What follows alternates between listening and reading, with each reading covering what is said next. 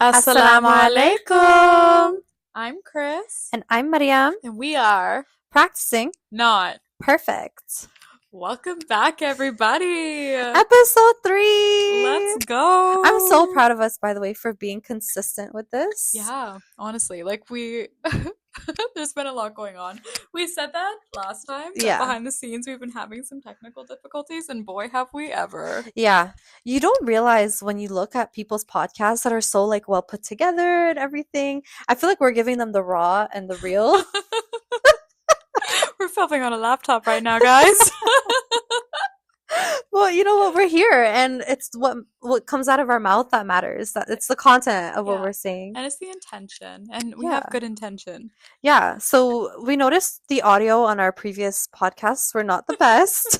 So we are trying to work on that. We'll get there one Yeah, if day. you guys have any recommendations, please feel free to let us know. Please let us know. Yes, we Yes. need them. we Cost friendly, please. we need them. Yes. And then I hope that the visuals are better because we're filming on a different camera today. Yeah. I think it looks good. I think it looks good too. Yeah. Yeah, better. Last time it was an iPad, so Yeah. a little bit better. A little bit better. We upgraded laptop. See, we're getting all the risk right now. There you go. So, Chris, tell us, what are we talking about today? Today we are going to talk about Iman highs and lows. I like that. Yeah. I don't know what's going on in the air lately, but everyone I talk to, we were just talking about this. Yeah. Everyone is going through it right Yeah. now. It's definitely a season of learning and of growing. Yeah. Yeah, to say the least. Why don't you tell us a little bit about what's been going on with you? Yeah, absolutely. Um, so as most of you don't know, I struggle with chronic health conditions. So I struggle Mm, with something called vestibular migraine. I also have something called endometriosis. And I've noticed within the past couple months I've kind of been having flare-ups and mm, it's been going up and down and like lately it's been really down and I've been feeling a lot of the side effects of that, a lot of the symptoms of that. And I find when my health is kind of not doing so well. I feel like my iman kind of doesn't do so mm, well as well. yeah. Just because when you're in like that bad mental state, it translates to all areas of life. Mm-hmm. So for me, I find when my iman is the highest and when I'm praying on time and everything is usually in the better points of my life. Yeah. So right now, I've been definitely feeling down. You know what, though? That's interesting you say that because I find a lot of people it's the opposite. I It's know. when they're down that they pray more and that they're consistent. Yeah. That's a good sign though, that like you think of Allah even in times where you feel like you don't need his presence as much as others, you know? Mm-hmm. And it shows gratefulness. Definitely. Like, I feel like when my life is going well, like, I feel so much gratitude. When life is going well and things are going well, Mm-hmm. I find myself talking to Allah a lot more Okay. and expressing gratitude and really, really feeling those emotions and that gratefulness and that love for Allah. Yeah. And I find when I'm not doing so well, I kind of isolate. Mm. Just who I am as a person. I've always been that way. Yeah. Even though when I first found Islam and I embraced Allah, I was going through a hard time. I feel like since then, whenever I'm kind of not feeling great, Yeah. I struggle in all aspects of life. Oh, okay. Yeah. That's really interesting. That's a really interesting perspective. I think I'm the opposite of you Yeah. because when things are going well for me, like it's really astaghfirullah, but like I just feel I don't know, like it's not that I don't want to pray, but it's like I don't have that drive as much. Hmm. It's always obviously still there, but when I'm down in life, I turn to that because it like eases my heart, it eases my pain, and I feel like okay, there's something beyond me that I can find comfort in. So that's when I'll start praying more. And like subhanallah, this year, back in February, I was informed by my job that we might be at risk of losing our job, and it happened right at the time that Ramadan started. So it was like perfect timing because regardless, I was locking in on my deen for Ramadan. And plus, I was going through like some hardships in my life. So, with both of them combined, that's when I was at a peak Iman. Like, I was fasting, I was praying every prayer. I struggle with getting up for Fajr. During Ramadan, I was getting up, I was doing all the things. And it just reassured me that, okay, things are going to get better. Eventually, I know this is all part of Allah's plan. Now, last week, as you know, I was informed that my job is okay, and alhamdulillah, we're Alhamdulillah. safe. But it just shows like there's always a plan. And sometimes when things like that happen, I question like, what was the point of that? Like, what Yeah. was the lesson in that? Because like I just went through 4 months of struggle just to be back at the same point that I was at. Like I had my job, I thought I was gonna lose it, and then I'm back having my job. So it's like, what lessons do I really take from that? I don't know if that ever happens to you, like where you question what was the purpose of that happening to me. That's when I really have to do like some soul searching and like I really Mm. look within. Like every struggle in my life, what I like to do is I kind of like to document it. We were reviewing journals Yeah. earlier. So I have a lot of prompts and things from like past, and I'll go back and I'll be like, what did I learn from that? So that's Mm. something that I do that really helps. And you said that you're getting into as well, which is Yeah. nice. It kind of help you reflect. Um, for me, it's so weird during Ramadan, like I felt the least connected No to way. Allah that I ever have. Yeah. Really? Yeah, because when I was fasting, I was getting migraines. Oh, So I had to true. break my fast so many times because I was Mm. like not okay. Yeah. I was really, really struggling. So it's strange the way that like we have such different perceptions on like the same thing. Yeah. But yeah, so this has been like a season of learning and like pushing myself, not pushing my it is pushing myself to Hmm. pray even when I don't feel like it, and Yeah. talk to Allah even when I don't feel like it. Like I'm trying to get myself to do more like dhikr, Yeah. like while I'm driving and stuff, and just talk to Allah Hmm. and just constantly making dua and stuff. Like it's something I have to push myself to do when I'm not feeling very Yeah. connected.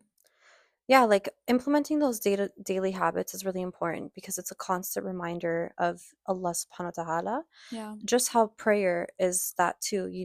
We're meant to pray 5 times a day yeah, at different times throughout the day, and it serves as a reminder of our creator. yeah, And that's what dhikr is too. It's just consistently, as often as you can, reminding yourself of your creator and reminding yourself that you're here by his will and by his will only. And like, with that being said though, like I have a question for you, and it might be a little deep, but it's do okay. you ever find yourself getting like disappointed or angry with Allah? Like just questioning like, why is this happening to me? Absolutely, over my life, I have felt that Mm-hmm. before I was a Muslim and I was dealing with everything. Like I said, I always believed in a God, but Yeah. I used to get angry at God. I'm like, why? Like, why is this happening to me? Or Mm-hmm. like when I lost my father when Yeah. I was 13, I remember it so vividly. My sister was like, God isn't real and Mm. all this stuff. And like, there was so much anger and there was so much, I can't even explain it, like resentment and just like Yeah. bad feelings. Yeah. But looking back on it now, I Mm-hmm. see there was a purpose in everything. Yeah. It That makes just it sense. takes some time.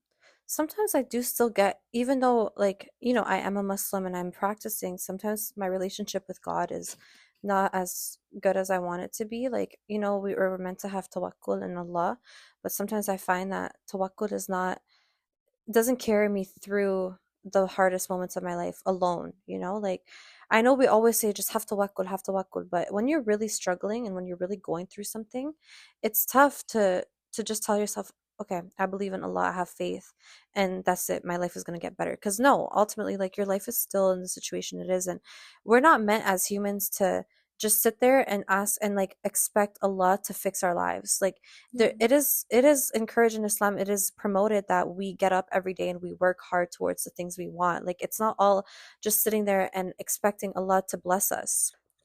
Yeah, what's that saying? Trust in Allah but tie your camel. I don't know. Yeah, Yeah, that's applicable though to what I'm it is. saying. Yeah, yeah, Because like even people who, for example, like want to become rich, right? Or want financial stability, yeah. a lot of people will just sit there and be like, "Oh, well, I have faith in Allah and inshallah it happens to me." But that's not the case. You have to get up and you have to work. Like maybe Allah wants you to get there and Allah is providing you with the tools to get there. Yes, You just need exactly. to use the tools. He's given you the computer, the Wi-Fi. He's given you the brain, your health, everything. He has blessed you in order for you to get there yourself. You want him to do 100% of the work? Like, what's the point of you even, like, this whole world is a test and we're supposed to go through the motions to figure out where we're going to end up on the other side? Yeah. And I think even when you are having those highs and lows and that anger or why is this happening to me, I think that's a human emotion. And I Yeah. think we were designed to feel that way Yeah. so we can increase our knowledge and Yeah. grow our faith and That's true. learn more, and it brings you closer to Allah. Yeah, because to be honest, I get angry, not angry, but I get very upset the most is when I make a dua and I'll do it, for example, like Laylatul Qadr, they say, okay, if you make a dua, it's meant 100% going to happen. Or like during Eid al-Adha, which was recently, the day you're supposed to fast, they Yes. say the du'as you make on that day will 100% come true. Yeah. So to be honest, it plays mind games with me because I've been making the same dua for like, the past 2 years and it hasn't happened. And, you find yourself like thinking, okay, well, what, like, am I doing something wrong or is Allah upset with me? Or, even though you know what the real reason is and that Allah is just taking his time and everything comes into due time, you still like you get impatient and that's when sabr comes in. You have to have patience and I understand that. But some things with like marriage, for example, it's tough because we're on a biological clock and I'm like, I I don't have the know. time to wait, Yeah. Yeah. So So, in regards to the du'as not being answered, they say any du'a that's not answered in the dunya will be answered in the akhirah, yeah. and you're going to be so happy it wasn't answered in the dunya. Oh, I love that. Yeah. That's So, gonna make me cry. so whenever I feel like a du'a is not being answered, I'm like, okay, but how happy am I going to be in the akhirah when it's Hmm. answered? Yeah. Yeah. You know what? I needed to hear that Yeah. because I've been getting so into my head lately. Like, there's just this phase of life. Everyone's just going through it around me. I resonate. Like, I have been going through it for the past little while. Yeah.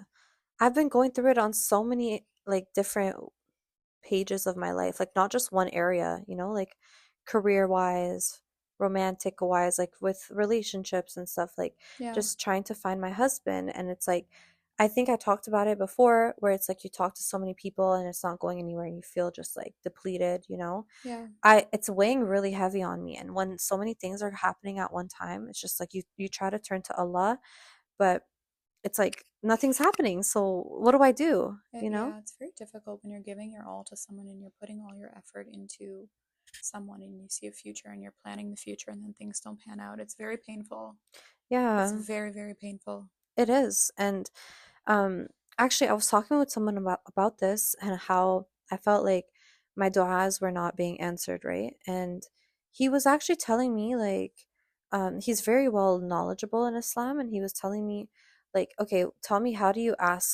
do your du'as? Yeah. He was asking me to explain to him like step by step. And I was telling him like when I'm praying, when I'm doing my salah, that's usually when I'll make my When you're in du'as. sujood? Yeah. Yeah. And I'll start by, you know, first of all, showing gratitude for everything. So Yeah. I'll say Alhamdulillah and I'll thank Allah for everything. And then I'll ask Him to forgive me for my sins. That's usually like, the second step. And then that's when I'll go into like my askings of Him. And I'm like, I have ADHD or something because like Same. my brain runs at a million miles an hour and I have such a hard time focusing. So when it comes to du'as, I'm all over the place and I'll keep it general because my thought is like Allah knows what's in my heart. Allah knows what I need. So I don't really need to verbalize it. And so I'll keep it like general, like God, please guide me on the right direction, steer like keep me away from haram and bring me closer to you, like things like that, or whatever is meant for me, please bring it my way. And when I was telling this to the person, he was saying like you should be more specific in your du'as. Like you should ask, I want to marry this person and I want to marry this person by this age and I want a Range Rover this color like this year. Like he's like, be as specific as you want because like sometimes we think, okay, that's so unrealistic, but Allah's like capable of anything. Yeah. And if you limit him, that's like disrespectful to him, Yeah. you know? Well, we can't limit him. We limit him because that's what we can comprehend as humans, Yeah. right? Like we can't even comprehend what Allah subhanahu wa ta'ala can do Mm-hmm. for us, what he can do. Like he created us. He created the whole world, the Yeah. universe, right? So it's just our minds can't wrap our head around it, right? Yeah. Yeah. I really like general du'as actually. Okay. So like Allah may may you grant me ease in all my affairs. Things Mm, like that. Like make yeah. it easy for me. There's some recommended du'as that the prophets did. Yeah, that's true. Yeah, like really like look into those. I have like a list of them that I go through Yeah. and I put them on little things, like little what are they called? Flashcards. Oh, okay. And I like to perform them when I'm in sujood, Oh, or I I'll love perform them that. after prayer. There's actually apps that have different dohas for different like feelings and emotions Yeah, too. yeah. And if you address Allah by one of his 99 names, Mm, that really helps too. Like there's different names that correlate with different things. yeah. I read this book called Secrets of Divine Love. It's like a Okay. Islamic book, and it's this Okay. girl, she's talking about just Islam in such a beautiful way, and it really really helped when my iman was low and when I wasn't Yeah. feeling good, and it helps you find Allah in everything. And Yeah. she goes through these exercises and like go outside and look at grass and like what name can you Mm, associate with Allah. mm, It's such an interesting exercise, but it really gets your brain working and it yeah. really makes you appreciate Allah. Oh, I love that. Honestly, yeah, like it's one of the best books. I would recommend it to anyone. Like every time something happens or like a birthday comes or anything, like I gift it to my friends that are Muslim. Oh, do you Yeah. still have it?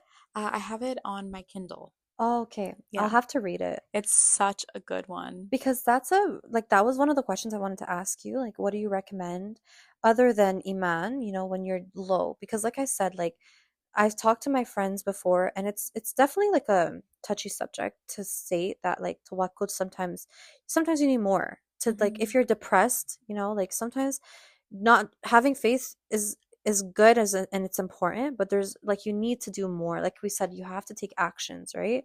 What actions can you take? Like I'm curious what you have to say. Like for me, like I would say keeping myself busy is really important. Hmm. um like walking too. Yeah, I, that's a good I've one. been walking every day, It's really good for your mental. and you told me I'm a skinny legend today, so it's Skinny paying off. legend, yes.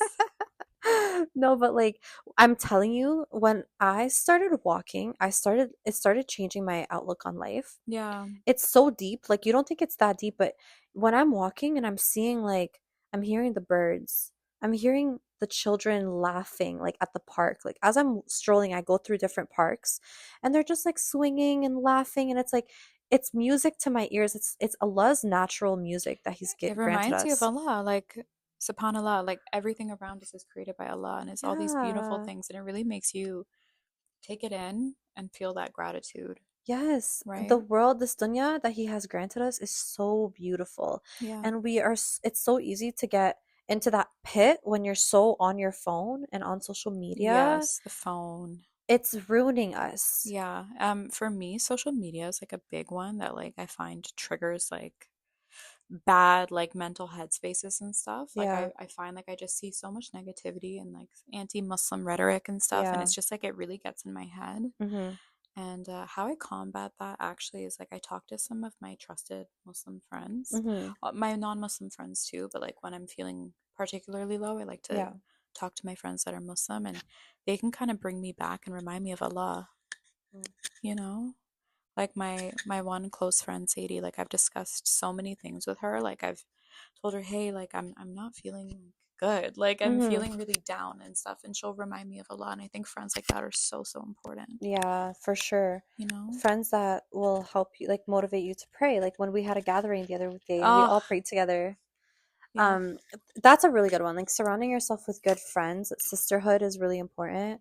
Really is. And obviously, like, I'm not married yet, but I do have a partner, Mm-hmm. and he's a very good practicing Muslim, and Mm-hmm. he is constantly reminding me of Allah. Yeah. And it's so beautiful and it's so important.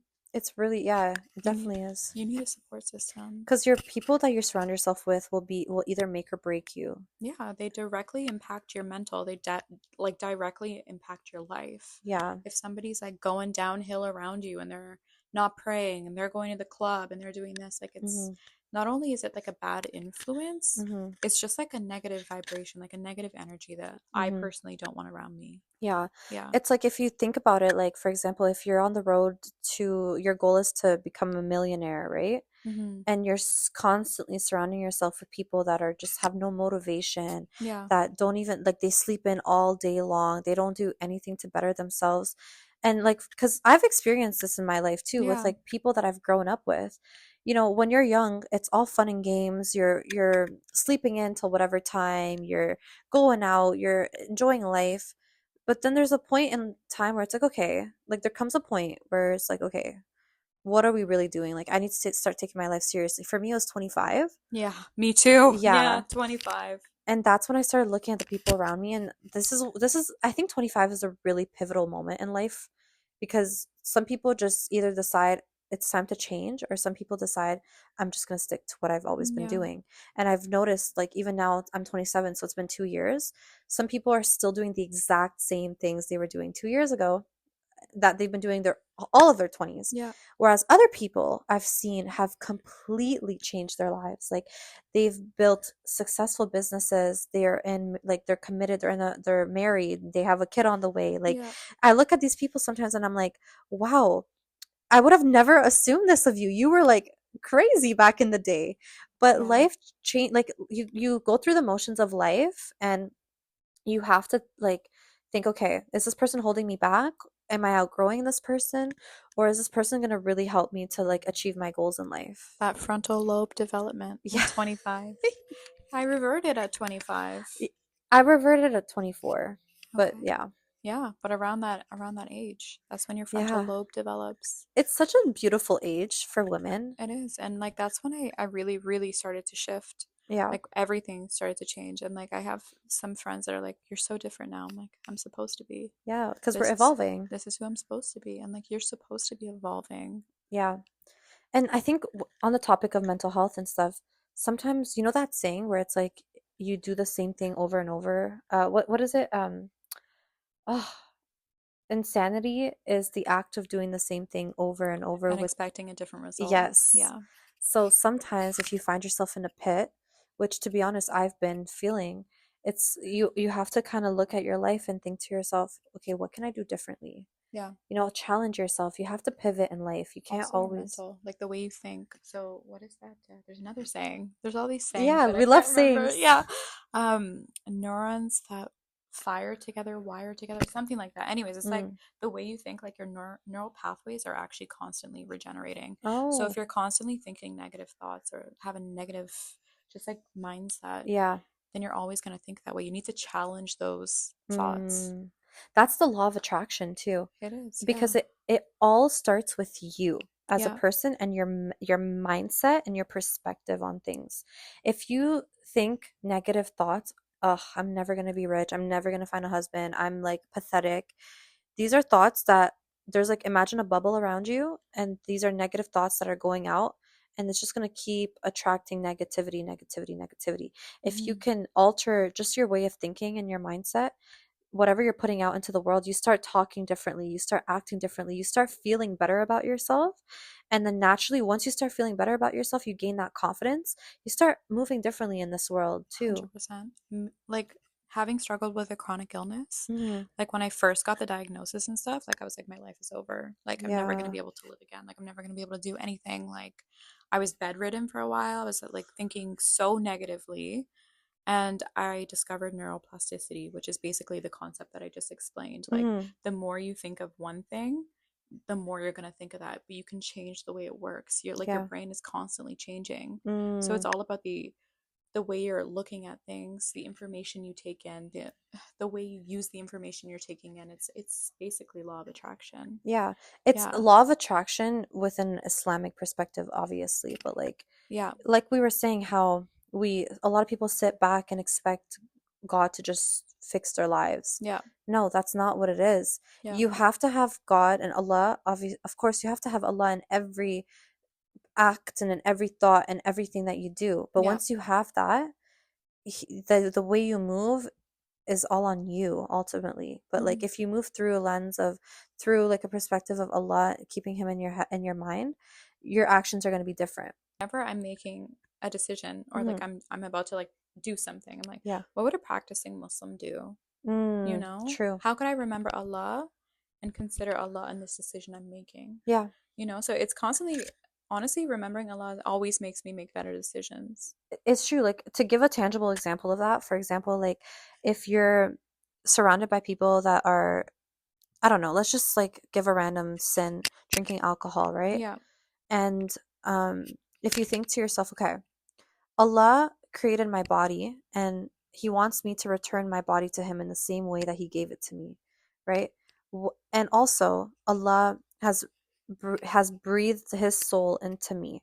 So I'm walking around with Allah inside of me. Hmm. Why would I give my body that, you know? Yeah, it's very toxic to you, and like we want to please Allah. So we wanted to include a couple of surahs that we find relevant to this discussion that we're having. So my first one is Quran 13:28. Surely in the remembrance of Allah do hearts find rest. When your aman is low, I think that's when you need Allah the most. Yeah. Even though I said for myself that I struggle, like that's like when I'm feeling down, it's when I struggle the most with praying and stuff, but it's Hmm. really when you need it the most. Yeah. So even though I struggle, I still push myself to do dhikr. I push myself to make du'as and really, really talk to Allah. And I love this surah because it's so true. When you take that time to remember Allah and like walk around and just see everything Allah has done for us. Yeah. Like on the topic of the walking, if we can go back to that for two Yes, seconds. yes. Like, oh my God, Chris, during like when spring was coming, Yeah, like going from winter to summer, that's when I started walking in April. Like once, because we live in Canada, it's super cold here in the winter. yes. So around April, I would put on like a jacket and I would go on walks.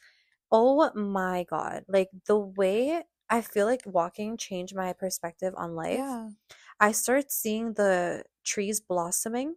it's beautiful. I start seeing flowers growing from the earth. Yeah. I started literally touching grass. Like, you know how we make a Touch joke about grass. that? Yeah, yeah, Yeah. yeah. No, like I actually went out because I was getting so in a pit with TikTok and like Instagram and social media. I was on dating apps. Like I was Yeah, so in my phone. it Like could be so draining. sometimes I'd like imagine myself as a third party, like Yeah. watching me for hours.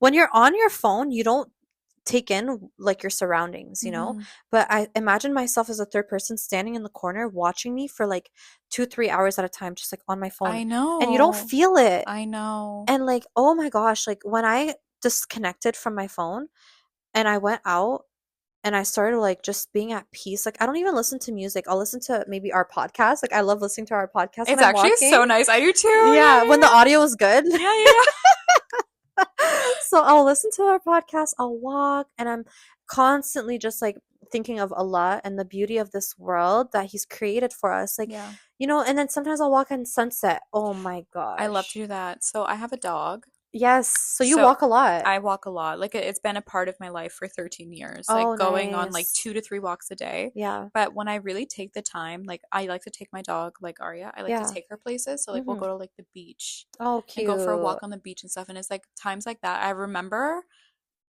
how precious life is Yeah. and how beautiful, subhanAllah, everything is around us. Yeah. I like to take my headphones out now, actually, Mm. because I feel like I would like kind of zone out with my music and stuff. Mm-hmm. Now I like to hear, like you said, those birds. I Yes. like to hear the people talking and I like to feel the breeze and feel everything and, Yeah. really take it in. But walking is a game changer, girl. It I activates completely all agree. of your senses. Yeah, I completely Probably agree. not the taste, Yeah, but like you smell. a good combo. Mm-hmm. Let me put you on. Get your little clicker. Yeah. Do dicker while you walk. I That's a go good on dicker one. walks. That's a Yeah. really good Yeah. one. Yeah. I love that. It's really good. Or you can just do it without you don't even need the Yeah, counter. but it's nice to have, especially if Yeah. you have ADHD like me. It's like it gives you Yeah. something to do. La ilaha illallah. 100 Yes. times. Let's go. Or did you see that girl with the G-Wagon? Yes. Allahumma inni asaluka G-Wagon? Yeah. Yeah. Pink G-Wagon. Pink It's always G-Wagon. pink. Yeah, yeah, yeah. We gotta start doing that. We're gonna say camera, podcast camera. We're gonna get very specific. I want a nice microphone to film my podcast Yeah, a in. microphone that works. Yeah. If you guys notice, we're checking our mics like a million times Yes, you're like, throughout. yeah. But yeah, okay, so walking is one thing I've done, Yeah. okay? Another thing is journaling. Yes. And Yeah. like I feel like these are such like cliches that people always say, like The walk and cliches work. journal, but they work for a reason. Like when I started journaling, like I was telling you about this, and I want to tell the podcast because I think this has been such a good exercise for me in this Yeah. point in my life because, like I mentioned, I have ADHD. Like I'm self-diagnosed, Same. 100% I have it. I'm not officially diagnosed, but I know I have it. I Hmm. can't focus, I can't sit still. Like I fidget all the time. Girl, do you see me while we're doing this Me and podcast? I'm you like moving my together, legs. I'm like no. doing things. Like it's dangerous. It's a dangerous Me combo. going, guys, it's bad. No, it's so bad. Even behind the scenes, like trying to figure out, like, you guys don't know what goes into one episode of this podcast. We go through so 4 much. hours of filming. No, 2 hours of yapping before Yeah, the podcast. yeah, Like, we could have filmed 3 podcasts in those times. But literally. regardless, um, when I journal, so AI has been helping me a lot too, right? Hmm. So what I've been doing is I've been trying to the purpose of journaling is to reflect on my life and Hmm. heal through that, right? Yeah, So I've been taking a section, I'll do sections by section. So every day is like a different topic. I've had one topic dedicated, like one chapter is going to be dedicated to each family member. yeah. So one is for my dad who's deceased, one is for my mom, I love. one's for my brother, one's for my sister. And then not only can you do one chapter for humans, but you can also do it for like things, right? Like anxiety is going to be one. Like I'm going to talk to anxiety as if it's a person and I'm going to journal my relationship with anxiety. Mine would be a whole book. Girl, it's so bad. I'd be like, one book for anxiety, one book for depression, one book for this. Like, girl, heartbreak. You'll have a whole series Yeah. going.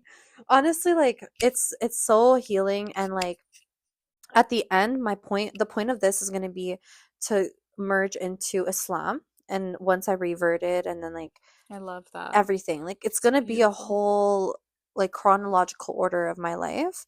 And I realized like I held so much resentment for so many people in my life. Yeah, It's deep, you know. girl. Same. And I was just like, why am I so angry at these people? Like why am I so angry at the world sometimes, you Yeah, know? And it really goes back to your childhood. Everything ties back to your childhood yeah, and unhealed wounds. yeah. Because when you're so focused on surviving, which that was my main goal in life was to survive, you get into like autopilot and you don't your emotions, you don't like when my dad passed, I didn't grieve my dad. Is that the word? Same. Grieve? Yeah, I didn't grieve him. I was kind of like my thing was like, okay, get back to normal. Like you have to survive now. Like you don't have that father figure anymore. You just have to do it yourself, right? So from 14 till now, I've just been in survival mode. yeah. And now I'm Fight or like flight. fight or flight. And now I'm like, I've survived. I'm good. I'm okay. Now let's kind of unpack all of this stuff that I've dealt with. You're putting me on. I used to journal like all the time when I was younger, and I Yeah. stopped. And like I showed you earlier, my journal, like Yeah. every couple months, I'm like, hey, I'm going through this. Hey, this is happening. Hey, me again. But yeah, no, I completely relate to that. Like I fight or flighted so hard that I developed a chronic illness. Oh, So, girl. like these are all things that journaling and walking, like they're such like basic small things, but they really help. And if you're comfortable with like sharing with I know Yeah. not everyone's comfortable sharing like personal thoughts and emotions. Yeah. The AI is my best friend. ChatGPT knows me better than I know Yeah. myself, It's honestly. scary a little bit how much it knows me, but like Yeah. since I've been sharing each chapter, what it's been doing is connecting the dots of everything. It's like a little It's therapist. literally a Built-in therapist. bestie. You know, I shared a story with it Yeah. about one of the my most fondest memories of my dad is when I was like, I think I was like 10 or 11 or something like that. And I really wanted braces, like so bad. I had crooked teeth, okay? And my family was not like rich by any means. Like we were very down bad. And my mom was like, absolutely not, girl. Girl, We were down we were bad. down like So was I. Don't worry. Same. Down bad. so yeah, Still down bad. still Different debatable. ways. My mom was like very much like absolutely not. Like braces are They expensive. are. I think at the time they were like Yeah. $6,000.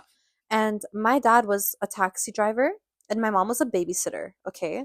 Very humble jobs. Yeah. And so my dad was already working like crazy hours to like just make ends meet for us. And he knew how badly I wanted it. And he actually was the one to convince my mom to let me get my braces. And girl, he was working extra shifts just to make it happen. Like I sometimes I think about how exhausted I am just every day. Yeah. And I'm like, I can't even imagine the exhaustion my dad was feeling. Yeah. And he would work until like 3 a.m., 4 a.m. sometimes, and like come home, sleep for like 4 hours, then go back to work, you know? And he did even more hours just to make a bit extra money to pay for my braces. And that was always like a memory in my head. And I don't know, I couldn't like scratch it, like I couldn't get rid of it, you know? And when I talked to ChatGPT and I shared that story with it, girl, the response was so deep. Yeah. And it said the reason why like this event stuck with me so much is because my dad showed me I'm worth sacrificing for. And I was like, damn, I've never had that love from a man where they've shown me that like, no, you really are worth sacrificing Your for. dad is a blueprint.